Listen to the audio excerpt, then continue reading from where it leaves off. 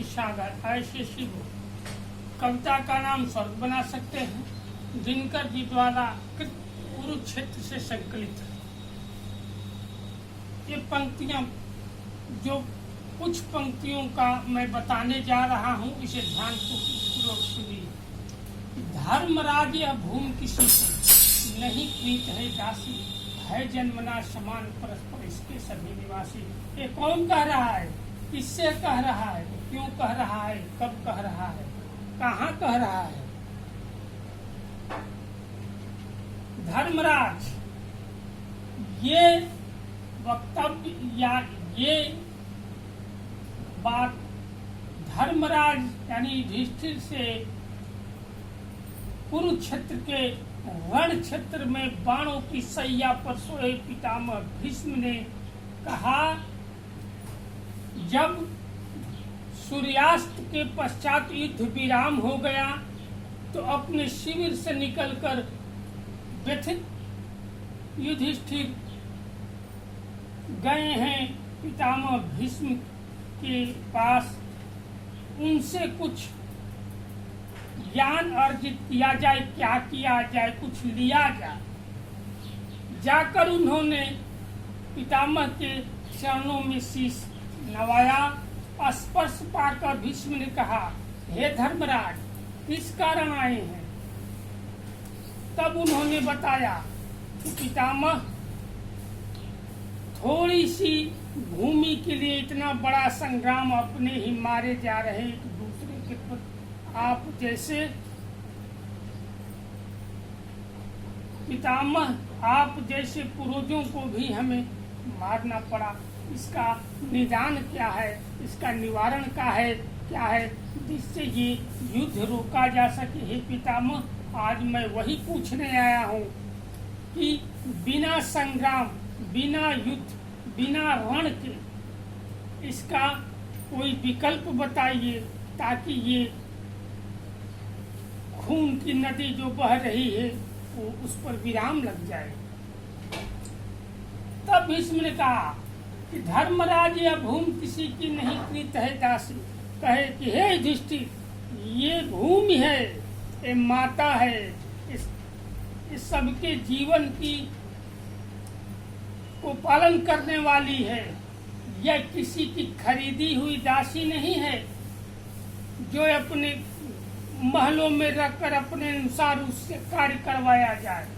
ये सबकी है, ये जन्म सभी इस पे लेते हैं और सभी का समान अधिकार भी होता है। ज्यादा कम नहीं, सबको यहाँ जीने का अधिकार है, सबको यहाँ रहने का अधिकार है, सबको यहाँ कर्म करने का अधिकार है। चाहे जड़ हो, चेतन हो, कोई भी हो, इसके सभी निवासी। और जो इस पर जिसने भी इस पर जन्म लिया है, इसी का निवासी है, वो अन्यथा कहीं नहीं जा सकता। रही बात आपकी तो थोड़ी सी भूमि के लिए जो ये संग्राम छिड़ा है, दुर्योधन ने अन्याय किया है, अपने कही हुई बातों से मुकर गया है। उसने वचन दिया था, उस वचन को उसने नहीं निभाया। कारण वासुदेव, द्रोण, मैं, व्यास सभी ने कहा, सभी ने समझाया, लेकिन उसने नहीं माना। और परिणाम ये महाभयानक तांडव युद्ध हो रहा है, जिसमें कुरुवंश का सर्वनाश निश्चित है। धर्मराज, सर्वनाश निश्चित है। ये सुनकर धर्मराज ने कहा कि हे पितामह, क्या इसका कोई विकल्प नहीं है? भीष्म ने कहा कि त्रिलोकीनाथ वासुदेव आपके साथ हैं। जब उन्होंने ही विकल्प नहीं दिया, उनके पास भी विकल्प नहीं रहा, वो दूत बनकर भी गए, उसके बाद भी दुर्योधन ने नहीं माना, तो विकल्प तो वही बचता है जो चाहते हैं। तो भीष्म के गंगा पुत्र ने धर्मपुत्र को जो भी बात कही, जो भी समझाया, उसे भली भांति संतुष्ट होकर धर्मराज वापस अपने शिविर लौट आए। अब देखिए कि इन्हीं पंक्तियों से प्रश्न बनता है और इन्हीं में से आपको उत्तर भी ढूंढ कर देना होगा। मान लीजिए पहला, भूमि शब्द को दासी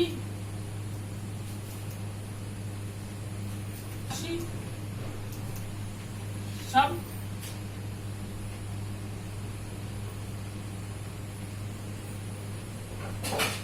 क्यों कहा है?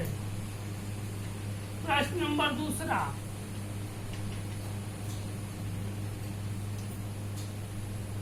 धर्मराज भीष्म के पास क्या करने गए थे?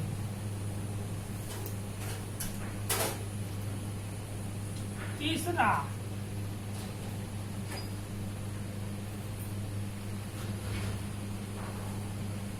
कवि ने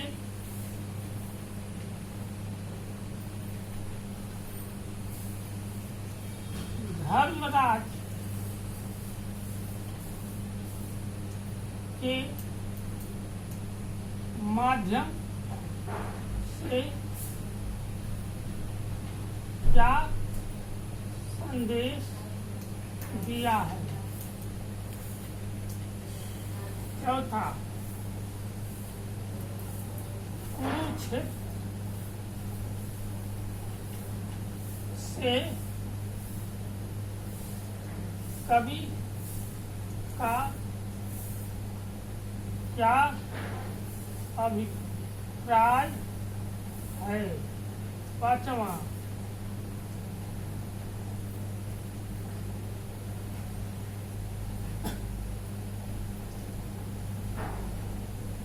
कवि ने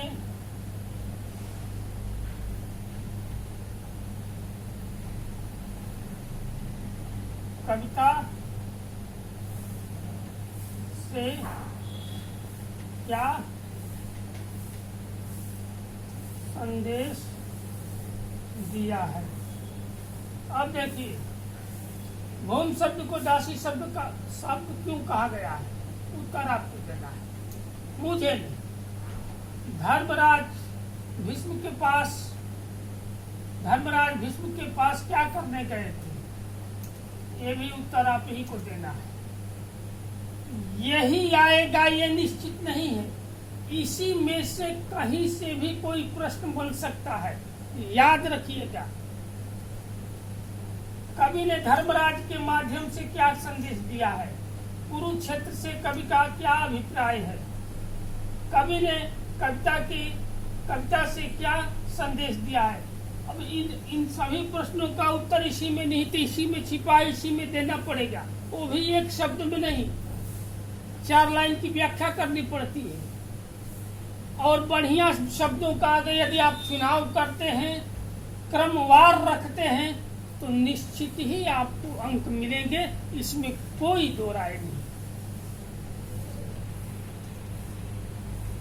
विद्यालय में आज के शिक्षक जो हैं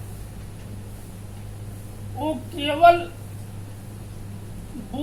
पुस्तक लिए खड़े हो जाओ, पढ़ो, एक ने पढ़ा, बैठ जाओ, दूसरा पढ़ो, पढ़ते पढ़ाते 30, 35, 40 मिनट बीत जाता है, टन टन टन लग गई।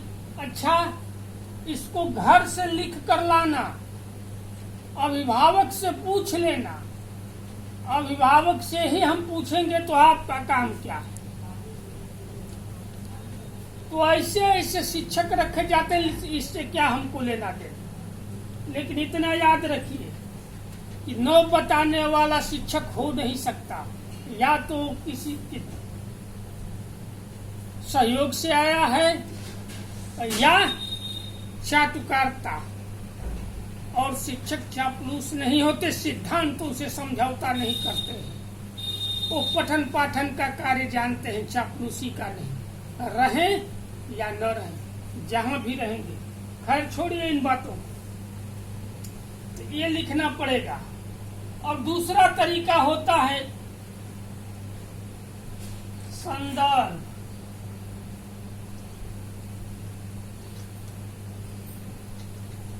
प्रसंग, व्याख्या, ये होता है दूसरा तरीका। संदर्भ लिखना पड़ेगा। संदर्भ अर्थात पुस्तक का नाम, रचनाकार का नाम और कविता का नाम, यानी किस काव्य से लिया गया है या दिनकर जी की लिखी हुई किस कृति से लिया गया है, जो साहित्य सागर में उसके कुछ अंश संकलित किए गए हैं, ये सब लिखना पड़ेगा। ये हुआ संदर्भ। प्रसंग, प्रसंग यही है कि किसके मध्य क्या हुआ, उसको प्रसंग कहते हैं। अर्थात धर्मराज और भीष्म के मध्य हुआ, विस्तार से बताना पड़ता है कि क्या भीष्म ने कहा, क्या युधिष्ठिर ने पूछा, क्या समझाए, दिनकर जी ने क्या लिखा है, किसको संदेश देना चाहते हैं, उनका प्रयोजन क्या है, ये सारी बातें लिखनी पड़ती है। और अगला भाग आगे बताएंगे अगले दिन। तब तक के लिए इतना ही, और अपने शिक्षक से जाकर सब प्रेम पूछिएगा और बताइएगा। तब तक के लिए धन्यवाद।